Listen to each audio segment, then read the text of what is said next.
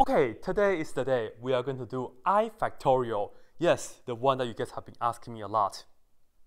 But anyway, first of all, we cannot just use the typical n factorial definition. You know the one, n times n minus 1 times dot dot dot times 3 times 2 times 1. No, that's just for the baby version, right? To do this, we have to use the adult version. Let me write that down right here for you guys. What do we mean? Right here, because we have the I, so let me use z. Suppose we have z factorial here. This right here, we will have to use an integral for it, and that's the integral from 0 to infinity, t to the z's power times e to the negative t dt. And yes, this one is from the pi function or the gamma function. And let me just focus on this integral for that, right?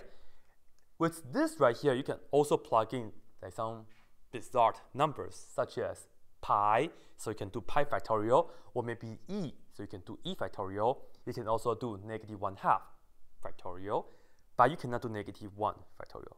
Anyway, all the links will be down below for you guys to see for those details, right? Today, we'll just be plugging I into the z. So we have the I factorial. Well, on the right-hand side, we just have an integral from 0 to infinity. As you can see, this is the improper integral already. But not only that, we also have this integral to be complex because we will have now t to the i's power times e to the negative t dt. So how in the world can I deal with this? Can I even use the calculator to do this?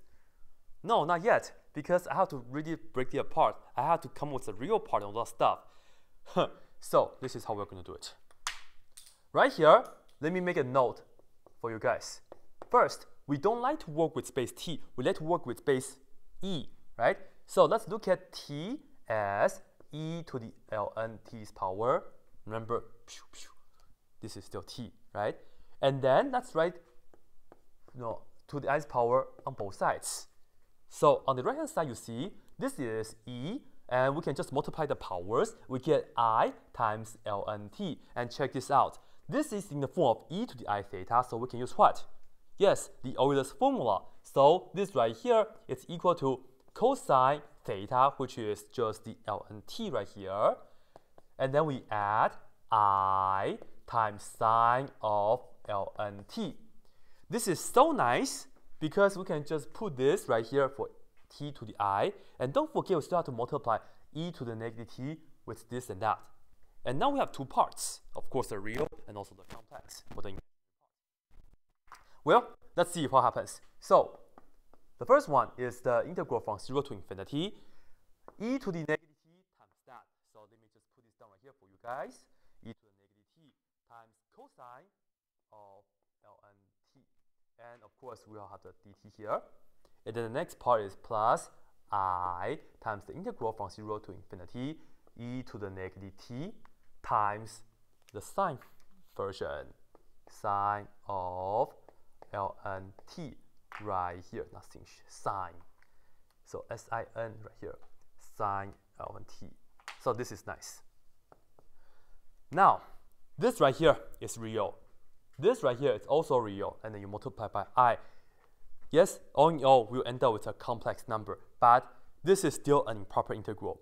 It's really bad at two places. First, of course, let's talk about infinity. Let's see what happens. This is actually not that bad, because when you have t goes to infinity, e to the negative infinity, this is 0, and then when you cosine, even though the inside is going to be ln infinity, which is infinity, cosine of infinity, it doesn't have a limit, but cosine has the maximum for your 1, minimum for your negative 1. So you pretty much have 0 times 1 or negative 1. And to be technical, you might want to do like some square theorem, but I'll leave that to you, all right? Anyway, this right here, the left tail is okay. And if you look at the graph of what I just said, it's like this. So it's like this, right? All right. What happens when t goes to 0 plus? The problem here is that if you put in 0 plus, ln 0 plus is negative infinity. So we have a similar situation. But this time though, when you put 0 right here, e to the negative 0 is 1. So when you are approaching 0 plus, and the reason I say 0 plus is because we have the L and T right here. Here is the idea. So it's going to be like this, and then the amplitude is going to get bigger, right? But I'm going to leave the detail to you guys. You have to talk about if this converges or not. That's what I'm doing, all right? So here's the deal. So as you approach 0 from the right-hand side, it's actually like this.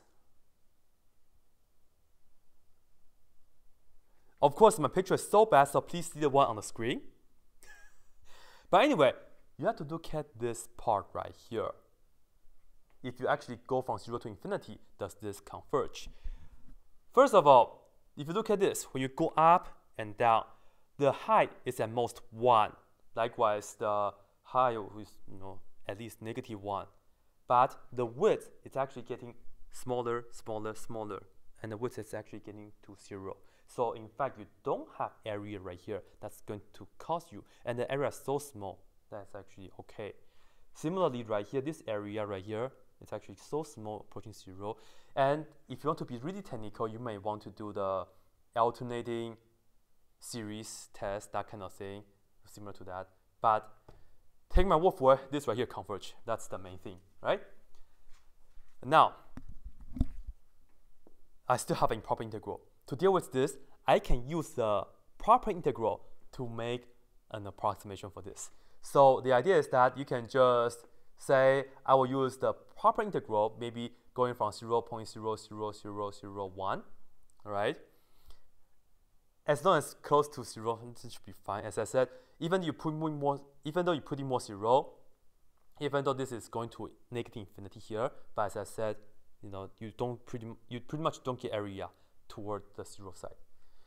And you can just be safe. You can say up to, let's say, 100,000, right? So once you have once you change this to a proper integral, you can use Simpson's rule to do approximation. So all in all, I just want to tell you guys, this right here can be done, but I'm not going to do it. Why? Because it takes some time. We'll be using a calculator anyway, so we might as well just use the Wolfram alpha to calculate this. Anyway, yeah. So I will tell you guys that if you just do approximation, we will get a really good approximation. This right here is approximately 0.4980156. Of course, it keeps on going forever. It's not a nice number. And then you add, well, actually no, because if you do this part, it actually turns out to be a minus, right? This right here is actually a negative number. You keep the I right here. Actually, I'll put the I at the end. Anyway, this is going to be negative 0.1549498, so on. And in the end, let's put down the I like that. So this right here is how you get the I factorial. Alright, and in fact, I will leave more links down in the description for you guys to read over. There are some other ways to talk about it, but I think the way I showed you is perhaps the more elementary one. You can just do like Simpson's rule to approximate this, all the stuff. So all this can be done in like, Calc 2, which is really cool. Alright, so hopefully you guys all like this, and maybe next time I'll do the subfactorial of I, but that's for next time. Anyway, if you guys are new to my channel, be sure to subscribe. If you like this video, please give me a like. Thank you so much, and as always, that's it.